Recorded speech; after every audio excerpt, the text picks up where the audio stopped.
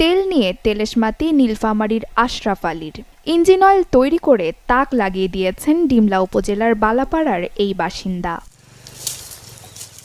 তবে খনি থেকে সংগ্রহ করা নয়, রেডি বা ভ্যারেন্ডার সাথে কুড়িয়ে আনা গাছপালার রস থেকে তৈরি করেছেন ইঞ্জিন অয়েল।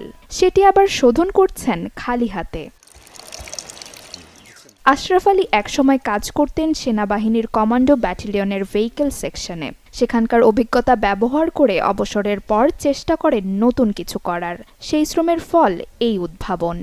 আমাদের দেশে যত মেশিনারিজ দেখেন সবকিছু কিন্তু ইঞ্জিন অয়েল এখানে ব্যবহার হয়, এবং আমাদের আশেপাশে যে সমস্ত দেশ দেখছেন তারাও কিন্তু ইঞ্জিন অয়েল ব্যবহার করে, সবগুলো আমদানিযোগ্য, আমদানির উপর নির্ভরশীল। আর আমার একমাত্র আবিষ্কার এই ইঞ্জিন অয়েলটুকুন, সেটা ওই আগাছা প্রজাতির ঝোপঝাড় জঙ্গলের মধ্যে এটা এমনিতেই হয়, এবং এটা ওই